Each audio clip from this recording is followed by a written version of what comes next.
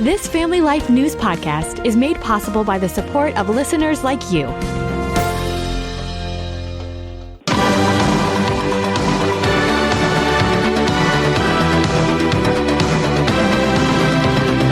This is Capital Connection. Fridays during the Noon Report, we give you direct connection to all that's happening in Albany and Harrisburg with the experts on the issues at the state capitals. They are this week Stephen Hayford with New York Families and Michael Geer at the Pennsylvania Family Institute. Well, gentlemen, if you believe the polls, they will tell you that Bruce Blakeman and Stacey Garrity don't have a chance in the New York and Pennsylvania gubernatorial races this year. Steve, I want to begin with you and this guy, Bruce Blakeman, largely an unknown in New York. He's the county executive from Nassau County, made a name for himself by standing up for women's sports, but he's also pro-choice, and some are wondering if that's going to hurt him. But other than that, a lot of New Yorkers are asking the question, who is Bruce Blakeman?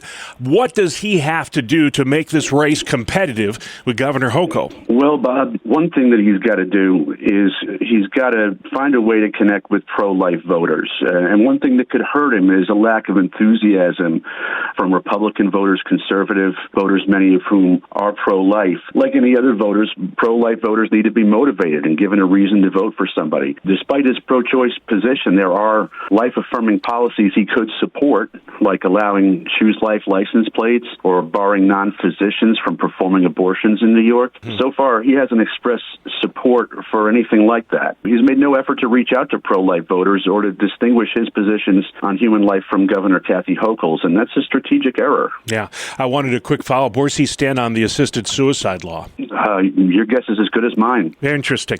All right, let's move on to Pennsylvania. State Treasurer Stacey Garrity wanting to make history, becoming the first female governor of the Commonwealth. It's going to be an uphill climb for her to do that. Just the money advantage that the governor has, as well as the name recognition.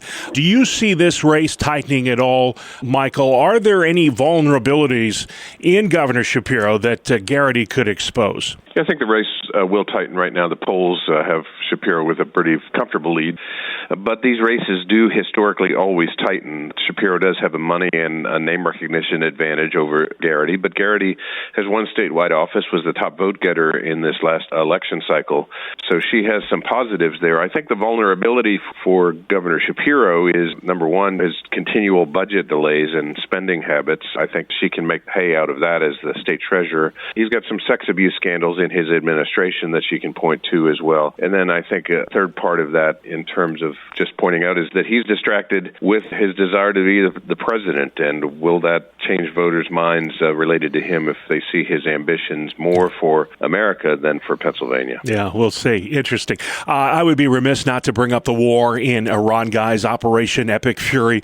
Just the historicity of this moment that we're all living in cannot be overstated. Stephen, how consequential is this for the broader Middle East? A lot of folks are saying it's not World War III yet, but are you concerned at all that this might widen into a larger war than it already is? Well, Operation Epic Fury is highly consequential for the Middle East, and it could bring about major changes. The question is, what kind of changes will they be? Iran has been ruled over by jihad terrorists since 1979, and that regime has been a state sponsor of terrorism. It's brutally oppressed its own people and been dedicated to the destruction of Israel and of the United States. So Operation Epic Fury, it gives the Iranian people a chance at freedom. It could lead to greater peace in the Middle East, or it could lead to a wider war and to chaos inside and outside Iran. And so at this time, Christians should be in prayer for our president, for the Iranian people, for the underground church in Iran, and for our troops, and for peace and freedom throughout the Middle East. Yeah. I wonder, Michael, some are saying this is the most significant foreign policy event since the collapse of the Berlin Wall.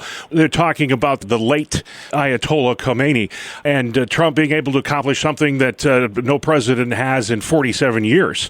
Could we really see that kind of regime change, that kind of momentum shift in the Middle East? And do you think that the Iranian people will seize this opportunity? Well, when you look at the American involvement in the Middle East over these last almost 50 years, because of the actions of Iran and its proxies, this death and what could be regime change in that country could signal a new and different reality in the Middle East, and that extends extends then to the impact on places like China and Russia and their reliance on Iranian oil. So it is a major game changer depending on how it plays out in the days and weeks and months to come. All right. Good to get your guys' thoughts on that. We don't usually go into foreign policy, but this will make an exception. I want to talk about a big Supreme Court decision that came down this week. Stephen, in a 6-3 ruling, the High Court has temporarily halted a California law. I could not believe that California was doing this, telling its schools to not tell the parents of children that were receiving gender reassignment counseling and the like. Could a decision like this bear any fruit in a state like New York? Well, Bob, the answer is yes. In this case, it's not over, but the Supreme Court has ruled that while the case is pending, California schools have to adhere to parents' instructions about their children's names and pronouns, and schools are barred from misleading parents about their children's gender identities.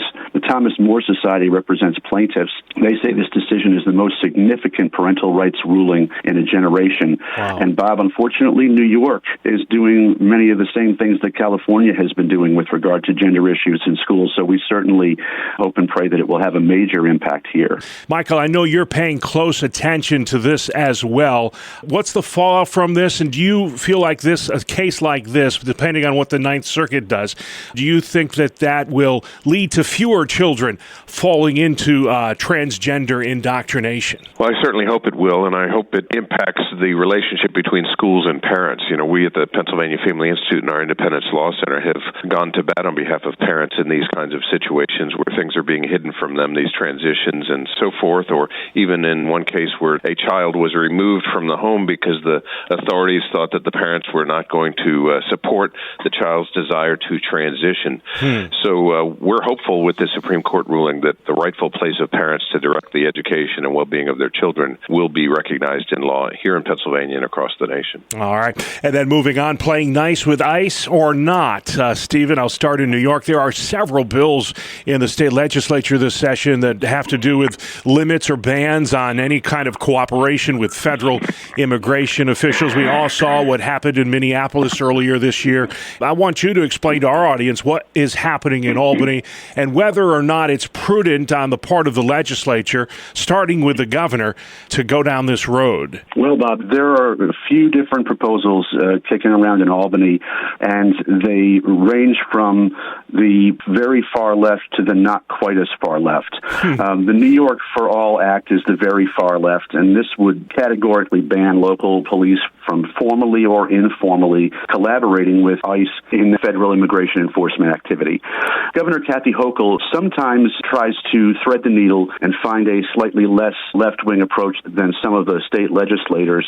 She's proposed the Local Cops, Local Crimes Act, which would ban formal agreements between state and local law enforcement and ICE and repeal the existing agreements that exist. This bill would expire, interestingly, on July 1 of 2029 after President Trump has left the White House. She also wants to ban immigration enforcement in sensitive locations. These are not good ideas. To put it simply, coordination and cooperation between local law enforcement and the federal immigration authorities is a good thing, and something that should not be hindered by state government. Yeah, this is a big story in Pennsylvania as well because of those two possible ICE holding centers in Berks and Schuylkill counties, Michael. Governor Shapiro making no bones about it, how he feels on this. He does not want ICE in any way, shape, or form in the Commonwealth. Does he have the legal authority to prevent the federal government from moving in and opening up these holding facilities in the Commonwealth? My sense is that he doesn't have the direct authority to prevent that. I think he's looking at, and what we've witnessed in his comments, is he's looking at things like trying to get local governments to do things or dealing with EPA rulings or whatever to say the water use is going to be problematic or things kind of niggling at the regulations to try to prevent it. But I don't think he can directly stop it. He's doing the same kind of threading the needle, trying to seem like he's kowtowing to the radicals in the party on some hand, and then also suggesting that he believes in the rule of law. I don't know that he can have it both ways. All right, you can't have your cake and eat it too in this case, for sure. Hey, we've been a lot of places, guys. If folks have questions about any of these topics or they simply want to learn more about New York families and the great work you do in New York every single day, Stephen, where can folks find you online? NewYorkFamilies.org. And stay informed on all the issues in Pennsylvania as well. The Pennsylvania Family Institute. Where can folks find you, Michael? pafamily.org.